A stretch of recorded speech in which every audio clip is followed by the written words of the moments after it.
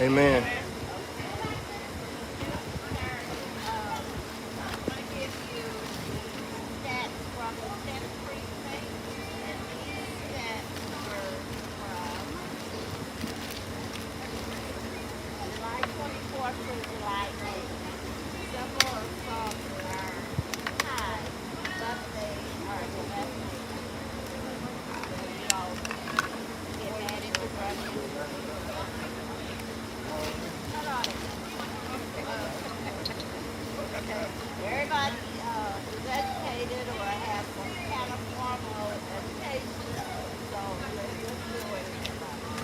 You good, bro?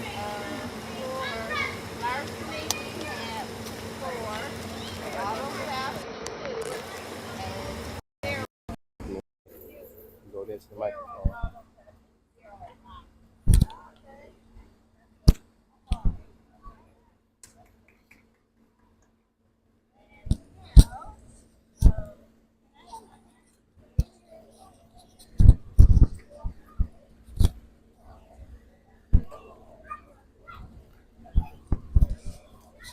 Going. Okay, all cheers up here. Okay.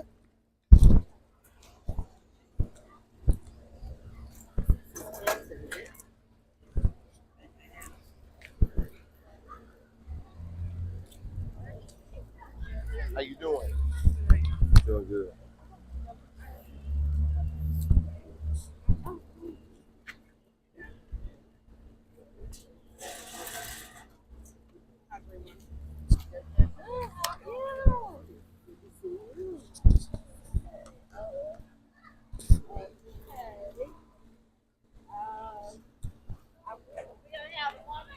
Come closer if you want to. Just trying to keep everything together.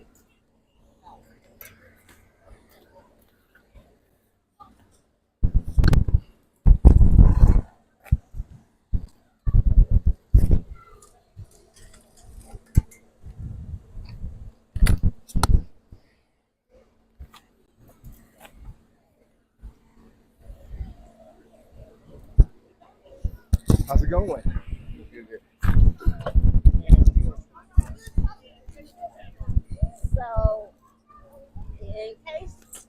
One on the audience, please.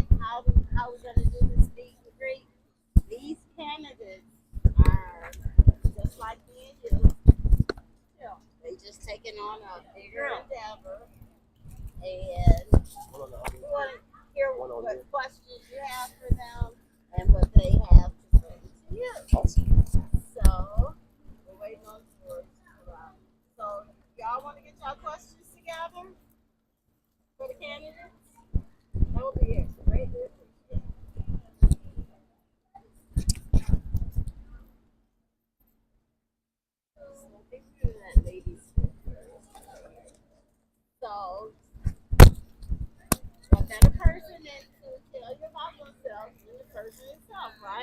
Hello, everyone. How are you? All right. Hi, I'm Renee Miller, and I am 56 years old, born and raised in Detroit, by way of the East Side. My family's from Ottawa, Michigan, and Georgia, so we're really historical. By way of Banner Chapel Church, Coney Gardens area. Banner Chapel AME, yes. I'm also the past president of Indian Village, where I diversified our board over 100 years. After being the first black woman on the board, we ended up with 6 before I left, which is a very landmark for me. I went to Tuskegee. I graduated from Shrine High School in Royal Oak. I am one of the founders of the Detroit District Alliance Historic Alliance, and Lou with Boston Edison Arthur Park, Russell Wood Sullivan, and Indian Village, and we partner with places like Lafayette, Virginia Park, things like that, to maintain the historical character and our culture in Detroit. I am a mentor for Osborne High School through the Lawn Academy by way of the Department of Natural Resources, where I work with kids in the summer who do not get the chance to do water sports like some things that normal people do for campus. So we give those kids the opportunity. Um, I'm an advocate for historical neighborhoods. I'm for R1 zoning. I do not budge on that. I have a feeling about, I do not believe in monetizing Detroit for Airbnbs. I believe in single families. I believe in our culture. I'm also a ambassador for the Opera House, and I can go on and on. But it's nice to be here. Thank you for inviting me, and I look forward to talking with you afterwards. Good evening, everybody. How's everybody doing? My name is Whitney Clark. I am a write-in candidate for Detroit City Council, a husband, a father, business owner. I'm also a licensed minister here by vocation. I work right behind Dutch Girl Donuts, right there on 7 Mile and Woodward. And so you can stop by on a Sunday morning and see me anytime you like to. Our service starts at 10. Listen, this election is about who's going to make the best argument for you. This election is about who's going to tackle the big issues, who's going to tackle housing, who's going to ensure that we have the type of schools in our neighborhoods that make us competitive, who's going to ensure that it doesn't take as long for businesses to get open, who's going to ensure that our seniors have the type of families around them that make the neighborhood safe again. That's what this is about. And I've got education. I've got a wonderful family. I've got a great track record. But this is about you. This is about who's going to make the argument for the neighborhoods that we believe have been forgotten. This is about who's going to ensure that our seniors who have given so much have the right to age with dignity. Come on now. This is about who gets the contract. You know what I mean? Because the business is happening, but it ain't happening for us. So that's what this is about. I'm the person who's going to make a compelling argument. And I'll say this and I'll take my seat. The way that you get this type of work done is by bringing people together. That's the way you do it. By being someone who's consistent in their approach, professional in their demeanor, someone who can find common ground with anybody. I can work with the Bloods and the Crips. I can work with the Democrats and the Republicans. Yes, I said it. Because we've got to figure out how to bring resources to Detroit, and second of all, how to keep resources in Detroit. Because they come to our neighborhoods with their convenience stores and they take our money. Come on now, somebody say amen. That's what we've got to focus on, how to bring resources in, but also how to keep the resources we've got inside our neighborhoods. And that's what this is about. My name is Whitney Clark. You won't see my name on the ballot. You got to write it in. Whitney Clark, District 5. Thank you so much.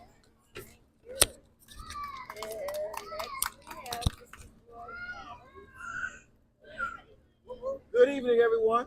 Good evening. My name is George Adams. I am a lifelong Detroiter, born and raised. I live in the Virginia Park neighborhood. I'm an advocate, not a politician. I'm a community servant. This is how I serve. I give you a lot of stuff that's on my literature, but I'm going to share something that's not on my literature. So I advocate like I advocate for my mom. She's 82 years old. 2018, she had a quadruple bypass. I took her from one health system to another health system, and I became an advocate and a very strong opponent of the right surgeon operating on my mom. Took her on her doctor's appointments, made sure she saw the best doctors. 1 year later, she had a stroke. If we're talking about who is the most compelling speaker, I mean, you can see that. To make sure that my mom was home. I asked her, what do you want? She said, I want to live on my own, and I don't want to live in a nursing home. I said, we're going to do whatever we got to do to make that happen. She's now living on her own, doing for herself, after a quadruple bypass and a stroke. That's the kind of servant I am. That's what she raised me to be. That's who I am. And so I started a nonprofit 10 years ago, 360 Detroit in the Virginia Park neighborhood. Why? Because my mom taught me to serve. So the grass is overgrown. It needs to be cut. I didn't wait on the city to come cut it. Went out and got a lawnmower and started cutting it myself. Got up to 2 acres on my own dime. Residents got involved, my neighbors got involved, and we got to maintain in our own neighborhood. From there, I asked the young people, what do you want to see in some of these vacant lots? They said a park. I went to back. Got 22,000 square feet of that land, created a park, invested over $500,000 in there. Went to back, got the money. Now we're working on 28 units of affordable housing. Why? Because there were 135 vacant houses in our neighborhood. How can we get access to some of them? So I began to hire our neighbors, our residents, to work on the houses and to help us develop our own neighborhood. So I'm a fighter, I'm a servant, but most of all, I'm a resident that loves and cares for all. You wanna see somebody in action? I'm your guy.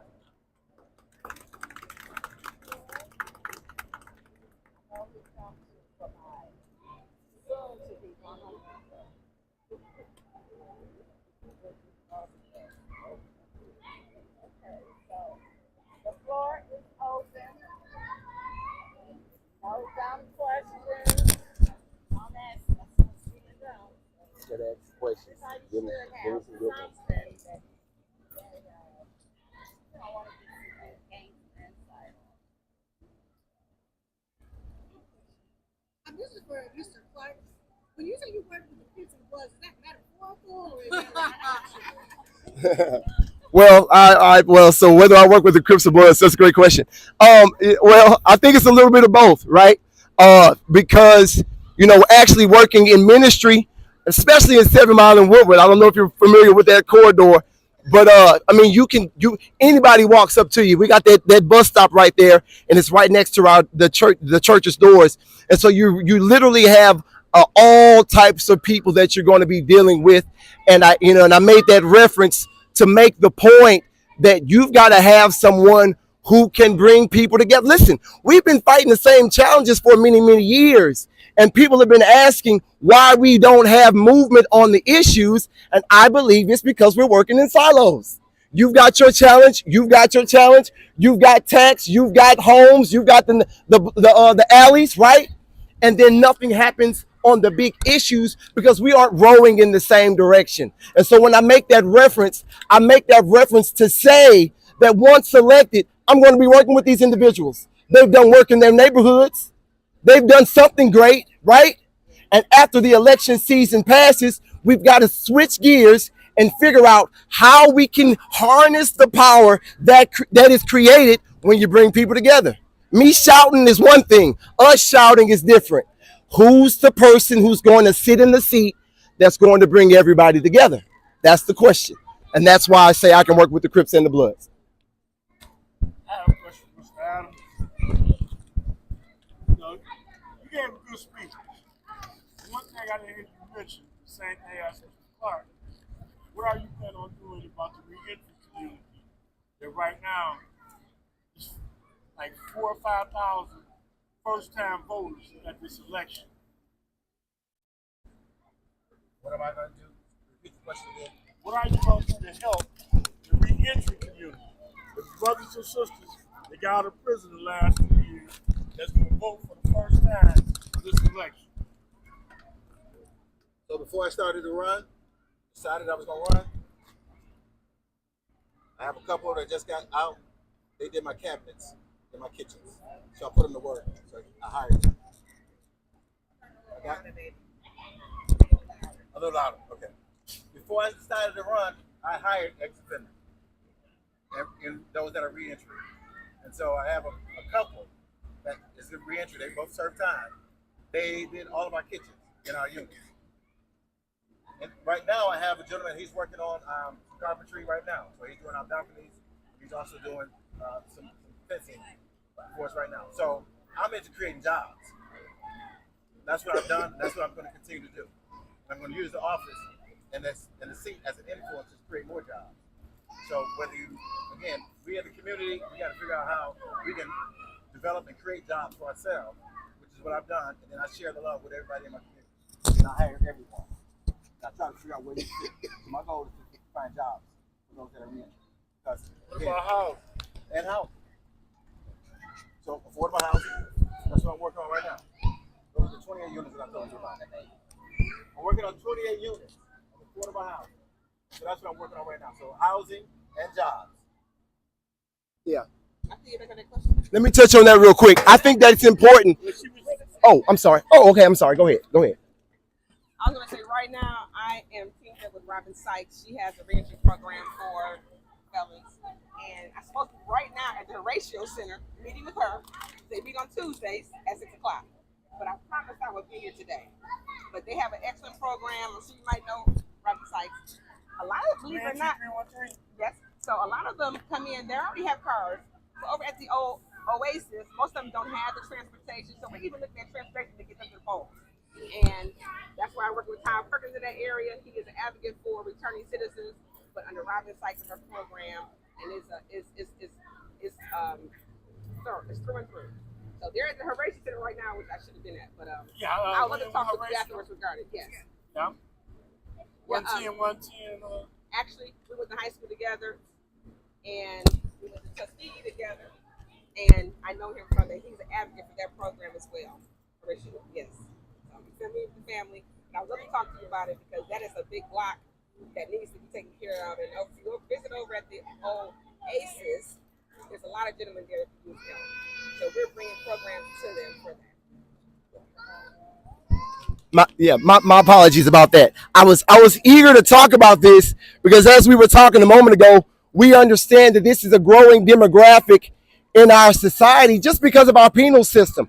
One of the things that we're going to have to do, now we're talking specifically for the individuals that you're speaking of, is you've got to create a tier system. If we're really having this conversation about how to reacclimate people into society, if we're getting into the weeds like we talked off the record, it's very obvious that someone who was convicted of wire fraud is different than someone who was convicted of hurting a child or a senior, right? So we've got to create a tier system. We understand that there are non-violent criminal offenses, right? You've got white collar criminal offenses. So what we do is we start with the people that we can help. People with non-violent criminal offenses. You got people doing life sentences for selling marijuana, right? Those are the easiest people because what's going to happen first while we are achieving some of this legislation is, again, you've got to start where you can so that you can build rapport with the different groups that exist, right? So we may not be able to start, quite frankly, with the rapist who's a serial rapist, right? But someone who's been committing bank fraud and has, done the process to get back into society, we can start there. We can build rapport. We can look at what works. We can look at what doesn't work, and then we'll expand there. But the specific answer to your question is to create a tier system where we can look at people with non-violent offenses, monetary type of offenses, and get them back into society first and build a rapport and use the studies from that to expand. That's what we're going to do. So, before this current mayor, toward the end of the last situation, they put out a plan. They talked about our neighborhood and neighborhoods like it, basically not being able to bounce back from population loss. They talked about not cutting down the overgrown lots. They talked about eventually cutting city services to areas like this. And then over time, some of that changed. I think somewhat because of the work of groups like this, organizations like our Block Club, our community association, but also because the city had more money coming in. Mm-hmm. We're about to likely enter a period where the city's going to have a lot less money. Mm-hmm. How would y'all make sure that a neighborhood like ours doesn't get written off again? How do we make sure that housing money can come our way, that our sidewalks can still get fixed, things like this? That's a great question. And if I may, you got to do two things. The first thing you got to do is change what success means. For the last decade and a half, success has meant what downtown? You've got to have a council person who understands the way media works. You got to be willing to work Fox News on the evening. You got to be willing to work podcasts. You got to be willing to do whatever is necessary to massage the public psyche that success in the future means success for our neighborhoods. So we've got to change what success means, okay? Success moving forward means what are you doing for the neighborhoods? That's first. But more specifically, how do you reintroduce families into these neighborhoods? I'm glad you asked. No other candidate has presented a specific pathway forward. My pathway is through deregulation. You've got to have a leader who is going to make a bold bet on the type of homes that are 3 bedrooms and under $100,000. Where there is a will, there's a way. We've got to deregulate. We saw it today in City Council, partially deregulating our business sector, but we've got to take that same step and deregulate our housing market by strategically removing the number of corporate ownership in single family homes. I'm talking to you now, huh? If we can do those things specifically and target it, then we can have great impact. So you've got to change what success means, and then you've got to deregulate so that homes are once again affordable. You got starter homes for $500,000. I can't buy a home for $500,000 if it's a starter home, huh? So we've got to deregulate so that homes are $100,000 again. So that's specifically, my sir, what we're going to do. We're going to reinvigorate these neighborhoods by bringing the type of homes that people can afford. So let's get clear. The city council, there's only three things that the council does. There's only three things that the city council does, and that is balance the budget, do checks and balances for the mayor. She wants to limit the job to make it easier to do, and it's so obvious. She just wants to limit the job so that it's easier to do. It's talk. The bottom line, you have to find someone in council that has passion for areas like this. They ride through here, but it's a left and forgotten city. You gotta have a council person that actually has empathy for what was and what it should be. So if you don't have a council person that's actually coming out here, having community engagement, saying, listen, why is it